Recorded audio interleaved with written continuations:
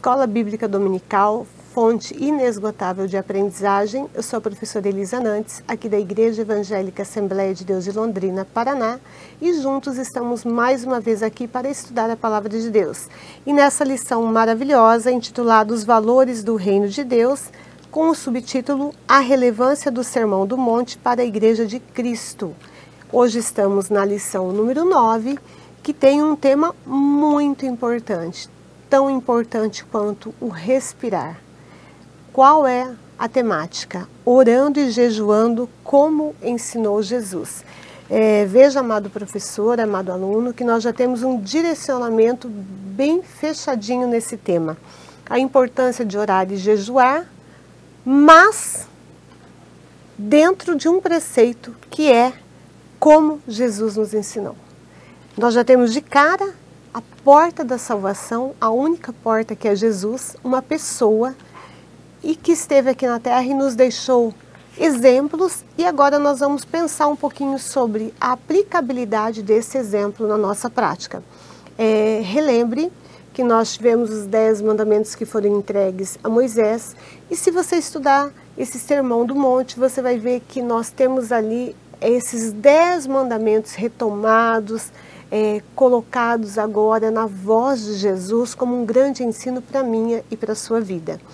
O texto áureo que acompanha a lição, preste muita atenção na seleção lexical das palavras, porque com certeza elas darão sentidos ao texto e eu vou uma hora ou outra chamar a sua atenção para que você observe o efeito de sentido dessa palavra no texto.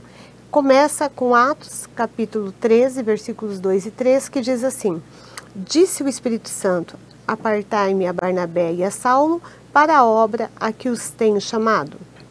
Então, jejuando e orando, e pondo sobre eles as mãos, os despediram. Primeira coisa que eu quero que você preste atenção. Disse quem? O Espírito Santo. O Espírito Santo é uma pessoa. O Espírito Santo é o nosso grande ajudador, é o nosso maior benfeitor, é aquele que o Senhor subiu aos céus e falou, vou mandar para vocês um ajudador, que é o Espírito Santo. E ele diz, ele nos orienta. Então nós já temos uma instrução do Espírito Santo para a gente. Nesse caso em específico, quando estavam indo para a missão Barnabé e Saulo, para a obra, e para que eles fossem, duas ações foram orientadas aqui, jejum e oração. Além disso, a terceira, que é a imposição de mãos sobre eles, e assim os mesmos estavam devidamente abençoados para prosseguir a sua obra. Então o Espírito Santo nos direciona para obedecer essa lei que foi ali apresentada para a gente no Sermão do Monte. E eu estava aqui pensando que, veja, a princípio Jesus chamou os discípulos e ele iria orientá-los. E a coisa foi tomando uma dimensão. Vamos contextualizar aqui, lembrando quando que acontece esse Sermão do Monte. Jesus já tinha uma certa notoriedade, uma fama, ele já era conhecido, ele já tinha uma respeitabilidade. O número de pessoas que foram até ali foi muito rápido e imensurável. Quando ele começa a falar para aqueles que ali estavam, duras eram aquelas palavras, eram palavras que, afinal de contas, estamos falando de lei, estamos falando de preceitos de vida, estamos falando de um caminho que nos leva à salvação. E as pessoas foram ouvindo, e conforme ele ia proferindo essas palavras, ele ia ensinando e as pessoas iam se autoanalisando e se autoconfrontando. E dentro desse contexto nós vamos ver que eu e você, ao estudarmos essa lição, que começa lá com os 10 mandamentos de Moisés, agora esses mandamentos são repaginados, são reconfigurados e apresentados também aqui, nós vemos que eu e você vamos nos confrontar, vamos nos autoanalisar. Em Mateus 28, 18, nos mostra que quem está proferindo essas palavras, quem está falando esse sermão, não é qualquer pessoa. É a pessoa que diz assim, ó, toda autoridade me foi concedida onde? No céu e na terra. Aí nesse contexto havia sido feito o batismo com o Espírito Santo e no versículo 20 falando assim, ensinando-os a obedecer todas as coisas que lhes ordenei. Então nós temos Jesus, com toda a autoridade que lhe foi dada, fazendo a ordenança tanto do batismo, mas o que eu quero chamar a atenção, ensinando, que é o que ele pede que eu e você vamos prosseguir nessa direção, do ensino. Isso nada mais é do que Jesus fazendo discípulos, e discipular é ensinar. Discipular é você ter ali dentro das suas ações um grande ajudador, que é o Espírito Santo, que vai sempre nos auxiliar a orientar, a nos pegar pela mão, muitas vezes inclusive nos dar colo. Não tem como a gente falar, amado, em oração e jejum sem dialogarmos sobre o Espírito Santo. É Ele quem vai nos ajudar a compreender essa lei, essa orientação, esse sermão que é proferido aqui. E a verdade prática vai nos mostrar que o jejum e a oração são disciplinas. O que é uma disciplina? É algo que eu preciso colocar dentro do meu cotidiano de vida. E aqui essas disciplinas, elas nos ajudam no espiritual. Com elas, eu tenho a potencialização de uma vida piedosa dentro das minhas ações enquanto crente, aquele que crê em Deus. Em Romanos 8, 26, eu acrescento essa referência que nos diz assim: do mesmo modo, o Espírito nos auxilia em nossa fraqueza, porque não sabemos como orar. No entanto, o próprio Espírito intercede por nós com gemidos impossíveis de serem expressos por meio de palavras. Olha o nosso grande ajudador, no momento em que eu e você estamos orando, ele nos ajudando a apresentar da forma adequada a nossa petição, a nossa oração, a nossa situação que estamos vivendo naquele momento ao Pai. Em Mateus 5, no versículo 4, diz assim: bem-aventurados os que choram, porque serão consolados. Vejam, qual é o melhor local para eu chorar? Na oração, nos pés do Senhor. Com certeza. E Salmo 51, 17 fala o quê? Guarda essa referência. Deus não desprezará um coração contrito. Chorar para o Senhor, juntamente ali com o Espírito Santo, nos auxiliando a, como diz a própria palavra em Romanos, interceder por nós com gemidos inexpressíveis, inexprimíveis. Veja a situação que nós estamos aqui. Nós estamos diante do Pai e os Salmos nos colocam que Ele não despreza, Ele é um Pai amoroso, Ele nos ouve, Ele tem prazer em que a gente vá dialogar com Ele. E o que nós precisamos para orar e jejuar? Duas palavras: esforço e dedicação. Da mesma forma que nos esforçamos para tanta coisa nesse mundo, separamos um tempo para tanta coisa nesse mundo, somos organizados com o nosso horário, fazemos tudo de uma forma que o nosso dia dê conta de todas as coisas.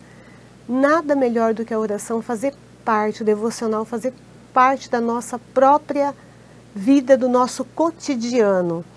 Para isso, eu coloco aqui para a gente que nós queremos bênção, sim. Claro que a gente quer bênção. Só que o Salmo 1, do 1 ao 3, nos diz que esse homem bem-aventurado, ele tem algumas ações. Oração tem a palavra ação no final de oração. Oração é eu e você nos movimentarmos em direção a Deus. E vamos ler para ver o que nós temos aqui. Veja que interessante. Bem-aventurado o homem. Qual homem? Aquele que anda no caminho de quem? De Deus. Que não anda nos conselhos dos ímpios, não se detém no caminho dos pecadores, nem se assenta na roda dos escarnecedores. Aonde está o prazer desse homem? No Sermão do Monte.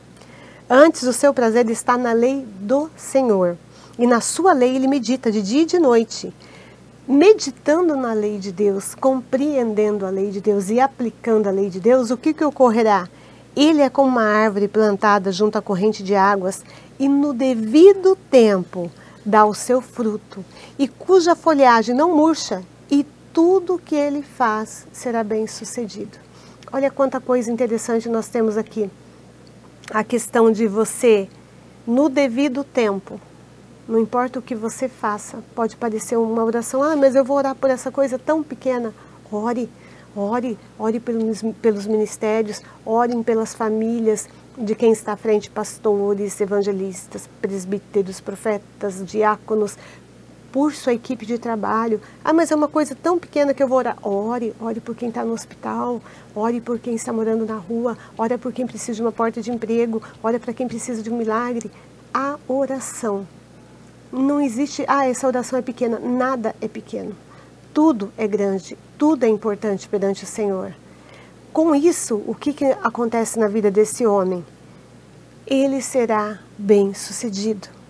A oração que nós temos, a consonância, nós temos ali aquilo que eu chamo de estar no mesmo caminho, que eu chamo de alinhamento, o alinhamento do homem aqui na terra, com a palavra de Deus, com a lei do Senhor sendo aplicada em sua vida, juntamente com o Espírito Santo, tudo que esse homem fizer com certeza será bem sucedido, porque tudo que o Senhor faz é bom, é agradável e é perfeito. E a leitura bíblica vai nos trazer isso que eu vou discorrer sobre no decorrer da lição. Orar com sinceridade, você ter um lugar às vezes para orar, ou você ter um espaço que você consiga ficar um pouco mais isolado no sentido de se concentrar. Imagina como que a gente começa a orar onde passa um, passa outro, a buzina, quer dizer, você distrai, a mente distrai, a gente mesmo foge dos nossos pensamentos, né? E isso pode atrapalhar a nossa reflexão com Deus. Vai nos mostrar também que nada como orar chamando-o de Pai. O desafio que nós temos ali no Sermão do Monte, de você entregar o comando da vida para Deus, quando a gente lê na oração o modelo que Ele nos ensinou, venha o teu reino, seja feita a tua vontade, tanto na terra como no céu. Admitirmos, que está no versículo 11, que tudo o que nós temos, e quem nos sustenta, desde o alimento até as estrelas no seu lugar, o mar até onde ele vai, todas as coisas vêm dele. E é Ele que nos dá o pão de cada dia, o pão nosso de cada dia nos dá hoje. E aí a parte que eu considero assim confrontadora para mim e para a sua vida possivelmente, que está no versículo 12 e repete no 14. Perdoa as nossas dívidas ou ofensas em traduções, né? Assim como nós perdoamos aos nossos devedores. Então você veja que nós temos aqui a questão que o Senhor nos perdoa todos os dias e que nós também somos chamados a esse perdão com o nosso próximo. Sintetizando no versículo 13 que teu é o reino, o poder e a glória. Ou seja, este é o nosso Deus, este é o nosso Senhor, este é o nosso Salvador e todas as coisas pertencem a Ele. E com relação ao jejum, especificamente, nós temos ali nos versículos 16 a 18, você vai jejuar? Ok, mas não precisa ficar triste aí contando que está jejuando. Não é essa a intenção. É você jejuar ao teu Pai, com o coração aberto, como uma oferta de amor para a honra e glória dEle. E a introdução nos mostra isso, que nós temos duas armas poderosas, o jejum e a oração. E nós podemos desenvolver uma vida de oração, desenvolver uma vida de intimidade com Deus. Lembrando que a oração ela é a chave para o mundo sobrenatural de Deus. Na minha vida, eu não posso ser... Tem aquele ditado popular, né? Crente 6 horas. Não dá para eu falar, você ora por mim. Não, é eu que tenho que desenvolver essa vida de intimidade com o Senhor. Não dá para terceirizar a oração. Eu preciso assumir o meu papel dentro desse relacionamento Pai, Filho e Espírito Santo, o Espírito Santo sendo o meu grande ajudador e eu ali desenvolvendo cada dia mais uma intimidade com Deus. Começa aos pouquinhos, mas chega um ponto que é tão natural, chega um ponto que eu simplesmente muitas vezes abro a porta do meu trabalho e falo, Espírito Santo, você entra primeiro. As pequenas coisas que você vai fazer, você já quer consultar o seu maior ajudador, o seu grande benfeitor, o que você acha disso ou disso, quando às vezes você tem uma aliança com Deus e você acha que, não, eu sei que Deus abriu essa porta, mas eu poderia não fazer mais, e você fala, e o Espírito Santo fala, não, é Ele que diz o tempo de fechar e abrir as portas, e não você continua, trabalha, prossegue. E os grandes milagres acontecem no movimento de oração. Eu anotei alguns aqui para acrescentar um pouco, além do que você já tem aí. Por exemplo, em Pentecostes, em Atos 2, o batismo do Espírito Santo, o que eles estavam fazendo? Orando. orando a tal ponto que Atos 4 fala que o local tremeu. Olha o impacto da oração, que benção. Em Atos 3, quando você tem o milagre do paralítico, em oração. O que acontece quando Pedro e João, eles estavam ali? Como que eu sei que é em oração que acontece isso? Porque se você abrir Atos 3, que tem esse milagre do paralítico, lá está relatado, Pedro e João, eles estavam indo como de costume a oração. Fazia parte já do cotidiano deles, já estava inserido na rotina deles, né? O maior nível de manifestação do reino de Deus nessa terra é a oração. Por isso que o item 1 vai falar que a oração ele é um diálogo com o Pai, um diálogo da nossa alma, do nosso espírito com Deus, né? E a Bíblia sempre, sempre nos incentiva a orar, ou seja, a recorrer a esse recurso espiritual, a essa comunhão com Deus, diante de quem nós não podemos e não precisamos esconder nada. Nós podemos, sem máscara, falarmos sobre todas as coisas. Inclusive, em oração, lembre de orar por você também. Só que uma oração que é assim, Senhor, muda a mim, né? Dá-me mais sabedoria, dá-me longanimidade. Você que sabe aquilo que incomoda o seu relacionamento, inclusive com os outros. Ouse colocar você também nas mãos do Senhor, no sentido de pedir ajuda a mudar minha própria natureza. Só Ele pode fazer isso.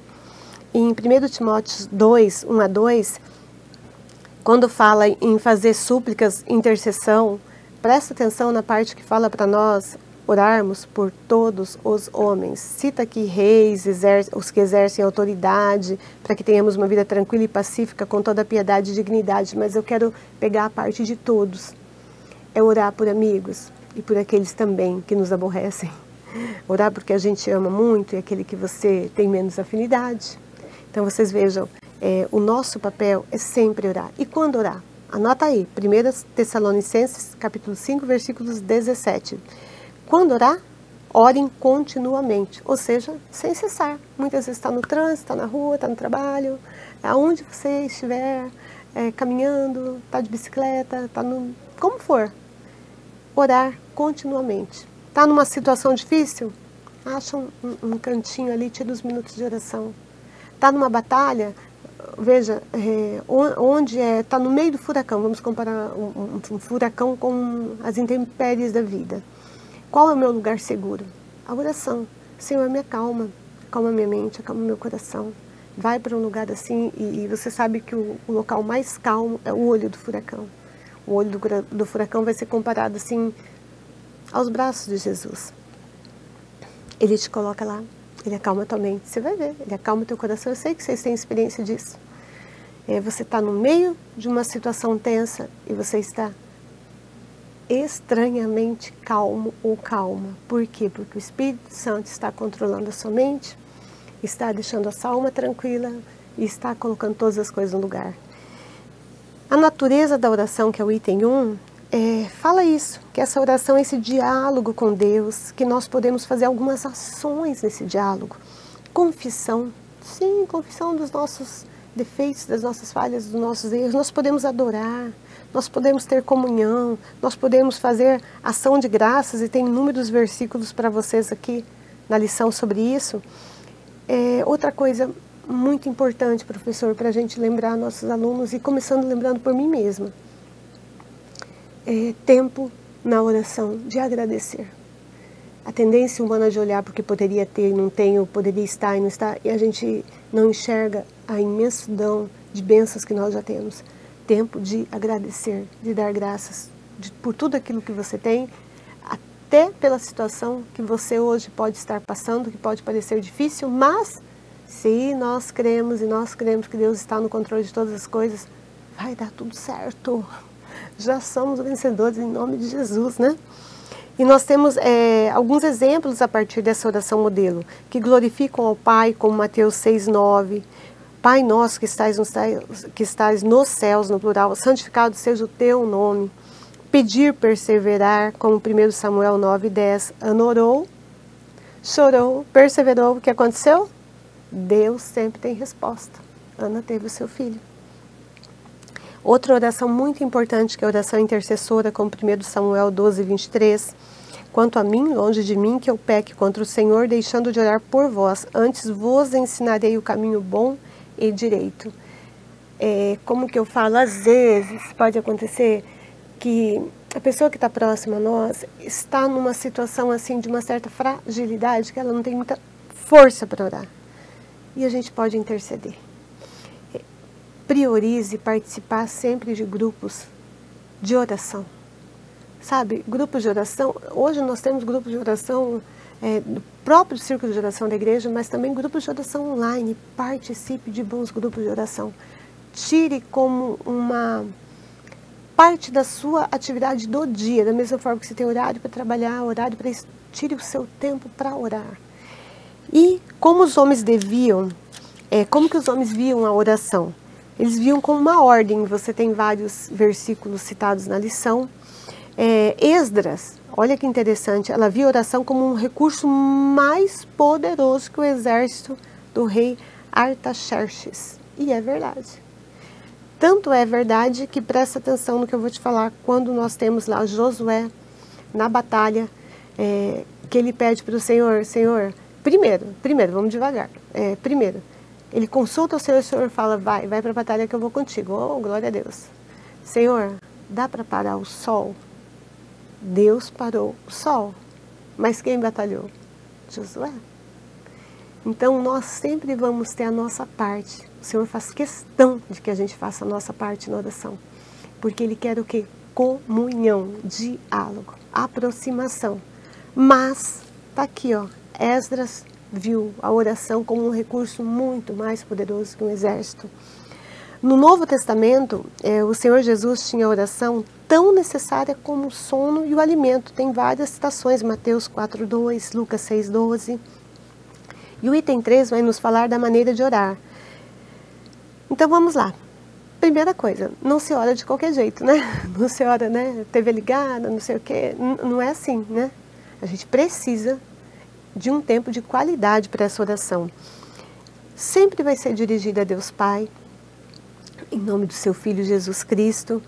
A postura, não há uma exigência específica na Bíblia, que nós temos exemplo de pessoas prostradas, de joelho, assentado, andando, sem problema. O que eu sempre aconselho? A concentração. Não deixa a sua mente, porque nós temos ali a mente lutando, a alma que hora está calma, a hora que está inquieta, né?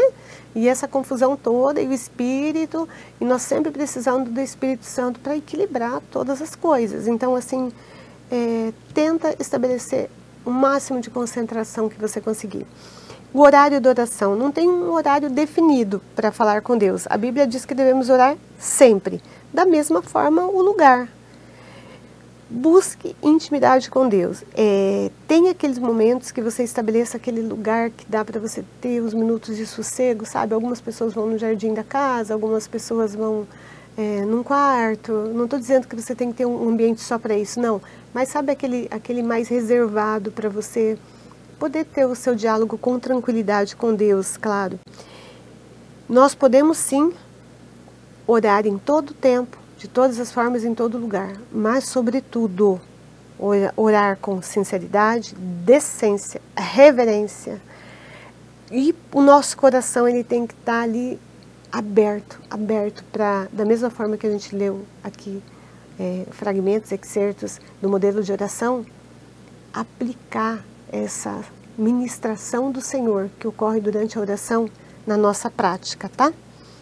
No Romanos 8, 26 e 27 vai nos trazer que o grande ajudador nosso vai ser o Espírito Santo, que ele vai nos ajudar na oração.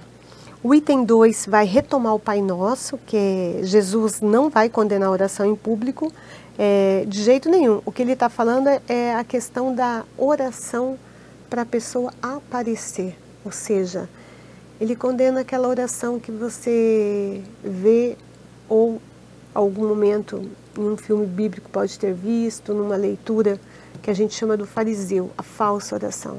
Você finge, aparenta, mas não é. E isso, de fato, ninguém pode enganar o Senhor. Você pode até enganar alguém que está vendo, mas o Senhor é aquele onisciente, onipresente, que vai saber sempre todas as coisas, né? Então a oração ela deve apresentar assim uma descrição na sua prática e não deve ser aquela reza de vãs repetições. Então Jesus ele aceita a oração individual, a oração no templo, a oração onde você estiver. O que ele vai ter que cuidar, eu e você, nos autopoliciar com certeza, e principalmente também se estamos frequentando algum local, uma igreja, algum círculo de oração, algum ponto de oração, é sempre cuidar para essa oração nunca ser exibição, e a lição traz palavras como ostentação, tá? A gente não tem que ser louvado pelos homens. A oração ela tem que ser direcionada e a honra e a glória sempre deve ser direcionada ao Senhor Deus. Amém? O item 2 fala que Jesus quer que sejamos discretos. Por isso nós temos aquela expressão, entra no teu aposento, fecha a tua porta, de Mateus 6,6, né? Não quer dizer que tem que ter um quarto só para isso, eu já falei isso, mas um ambiente adequado. Outra sugestão também que nós temos aqui na lição, esse lugar secreto, ele também é tido para nos afastar do barulho, de coisas que nos distraem, e a gente ter ali um tempo sozinho com Deus. E o Senhor sempre vai nos recompensar pelos nossos esforços. Nunca espere nada do homem. Espere sempre você ter o seu reconhecimento vindo diretamente de Deus. E por fim, nós oramos. E na nossa oração, nós oramos de duas formas. Nós oramos com palavras, com diálogo com Deus, mas eu anotei aqui que nós oramos com nossas ações. Aquilo que nossa boca profere, aquilo que nós aprendemos através do Sermão do Monte, através desse modelo de oração, ele tem que ter uma aplicabilidade na minha prática. O item 3 enfatiza para a gente não usar vãs repetições nas orações, porque aqui eu vou trazer umas informações para aprofundar. Oração não é mera informação, Deus já conhece tudo. Nós não precisamos informar Ele de tudo. E a vontade de Deus sempre vai ser soberana, mas não é unilateral. O Senhor sempre nos chama para esse diálogo. Deus não nos mandou orar simplesmente para ouvir nossas orações, não, Ele é um Deus vivo, Ele é um Deus que ouve e que nos responde, ação e reação. Ele quer nos ajudar, Ele quer que a gente dialogue com Ele. O reino de Deus ele é constituído de leis e o próprio Deus estabeleceu essas leis da mesma forma que Ele cuida de todas as coisas aqui no planeta Terra. Nós temos estrelas nos seus lugares, nós temos um dia, nós temos as estações do ano, nós temos os frutos no seu tempo certo. Então, o que nós não vamos convencer o Senhor é por muito falar e repetir, mas um coração contrito com certeza. O nosso diálogo sincero, sem máscara, com certeza é isso que o Pai espera de nós. Muito bem, nós temos parte da lição que até fala, né, que não é pelo excesso de barulho que Deus vai nos ouvir. Enfim, nós já entendemos bastante essa questão. Vamos pensar também que a oração, você pode ter um resultado muito eficaz quando é uma oração verdadeira, quando nós temos um coração contrito, independente do tamanho dela. E nós temos vários exemplos na Bíblia e várias citações na lição. E eu trouxe também exemplos do próprio Jesus para acrescentar, como nós temos em João 11, Lázaro, vem para fora. E ocorre um milagre, olha só. O Senhor fala e a palavra dele tem poder e ocorre um milagre. Em Marcos 5, no 41, Talita cumi, menina, a ti te digo, levanta. Olha só o Senhor tendo uma palavra e essa palavra na hora se concretizando na nossa vida. Imagine, então, o item 3, quando a gente faz aquela aliança entre a oração e o jejum. Perfeitos. E aqui nós vamos ter assim, ó, oração e jejum, 2 pontos. Uma combinação perfeita, com inúmeras passagens bíblicas que nós podemos notar que a oração e o jejum estão bem combinados. E aí você tem uma série de exemplos, professor, como 1 Samuel 7, 5 e 6 e outros mais, que nos mostram o quê? Que a oração e o jejum são vistos como atos que revelam disciplina na vida do crente. É aquele momento que nós temos a autonegação, aquele momento que nós também nos humilhamos, que nós mostramos que nós temos sim dependência total de Deus, naqueles momentos mais extremos.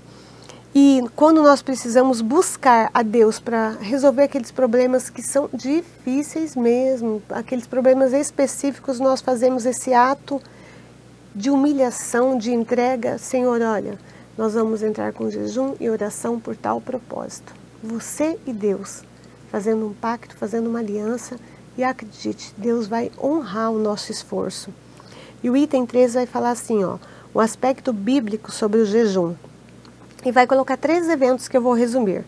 Esse jejum, ele tem na nossa vida 3 aspectos que podem nos ajudar a fazer o jejum adequado. Primeiro, a questão de humilhar-se por meio de uma confissão, que nós podemos mostrar ali, olha, aconteceu isso, aconteceu aquilo, eu estou triste, eu reconheço meu próprio pecado. O momento também da lamentação, um mal sofrido, alguma coisa que viria, uma derrota sofrida numa batalha. Nós temos vários exemplos aqui, ó, Juízes 20, 26, e aí o povo entra com o jejum. Um evento espiritual de grande concentração dos fiéis, como no caso de envio de missionários, de escolha de homens para obras, grandes decisões na nossa vida. Vamos trazer isso aqui para a nossa realidade, vamos fazer esse gancho. Nós podemos entrar com jejum e oração. Atos 13, versículos 2 e 3, e tantos outros exemplos. Quando esse jejum não é benéfico, quando a gente atrela o jejum ao orgulho, que nós já comentamos, que é a questão dos fariseus, né? Nós temos vários exemplos também na lição de que esse jejum, ele era inclusive presente na lei mosaica, que tinha o jejum anual, e depois nós temos práticas que se multiplicou de diversas formas. Do nascer ao sol, ao pôr do sol, 7 dias, 3 semanas, 40 dias, nos meses 5º e 7º, nós temos aí várias possibilidades. Entretanto, vamos aqui trazer para a nossa atualidade, o Senhor não estabeleceu dias fixos sobre o jejum. Eu conheço pessoas que jejum e inclusive às vezes jejum de uma coisa específica. Muito comum você ver jovens ou até pessoas jejuando de celular, jejuando de alguma coisa que ele gosta muito e não ficaria sem, que sente falta, um alimento, um doce, enfim, né? Mas o que nós temos aqui na lição é que Jesus jejuou de um modo espontâneo. Ele tinha como objetivo principal estar mais preparado e sensível à missão para a qual ele foi enviada pelo Pai dele. Jamais por mera, vou jejuar por tradição, vou jejuar para mostrar que estou sofrendo. Não, jamais. Não é essa linha de raciocínio. E eu quero trazer aqui outra referência que não está na lição, mas que eu acho bem importante a gente prestar atenção nela. As situações espirituais, amados, que nós só resolvemos com jejum e oração. Depois leia lá em Mateus, no capítulo 17, no versículo 21, onde nós temos casta de demônios que só sai com jejum e oração. Jejum e oração é aquela batalha, aquela luta espiritual que nós temos sim que comprar, que fazer. Sempre o Espírito Santo à nossa frente, do lado de outros, sempre nos ajudando, mas mostrando que as situações que requerem de mim e de você, para que haja libertação, esse casamento perfeito do jejum e da oração, tá? Só orar às vezes não dá conta, é necessário orar e jejuar. E o item 3 vai falar sobre o ensino de Jesus sobre o jejum. Olha, Jesus, mais uma vez, todas as vezes que ele nos mostra algo, ele faz primeiro, ele mostra a eficácia. E claro que Jesus, né, vocês conhecem, 40 dias no deserto, com um propósito seríssimo e definido para nos salvar, jejuando inclusive por nós naquela situação. E aqui no segundo Sermão do Monte, que é o foco da lição, né, a prática do jejum, ela é livre, é um ato voluntário, é um ato espontâneo. Isso porque tem que nascer do meu desejo genuíno, que quer dizer verdadeiro, com motivos especiais, quer seja diante de um perigo, diante de uma tristeza, diante de uma tentação, diante de uma situação específica. Eu conheço um pastor que, outra coisa muito importante da oração, a oração no diálogo, Deus sempre nos avisa de todas as coisas.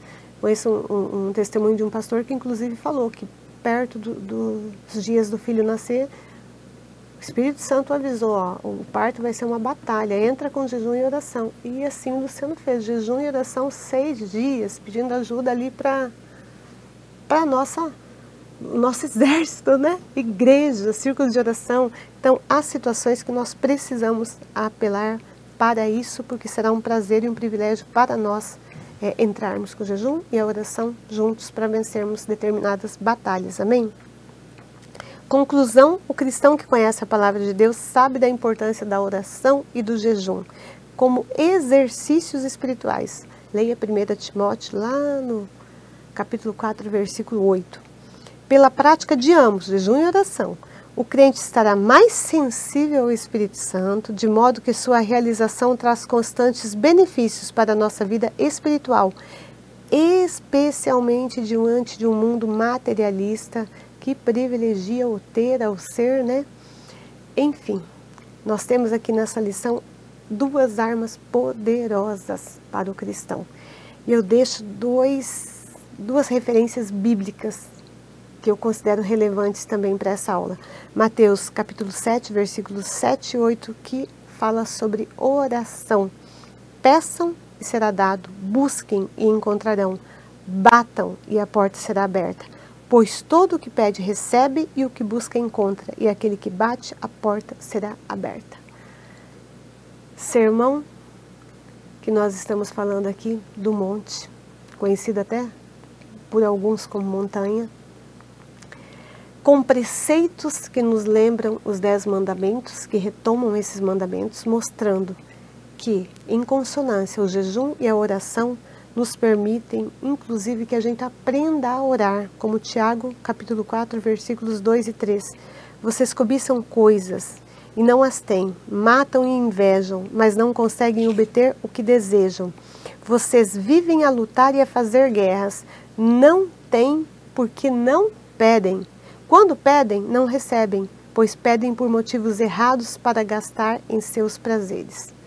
Querido professor e aluno, que o Espírito Santo, nosso ajudador e grande professor por excelência, nos abençoe, nos oriente e cada vez mais, nesses momentos de jejum e oração, faça com que nós aprendamos a compreender e aplicar a palavra de Deus.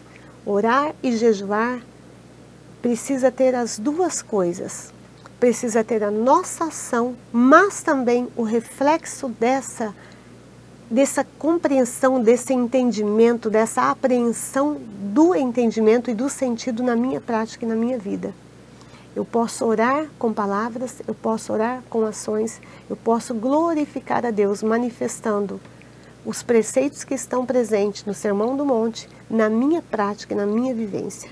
Que o Espírito Santo te abençoe, te use, que te guarde e que mais uma vez possamos cada vez mais melhorar para a honra e glória daquele que nos criou. Um grande abraço, até o nosso próximo encontro.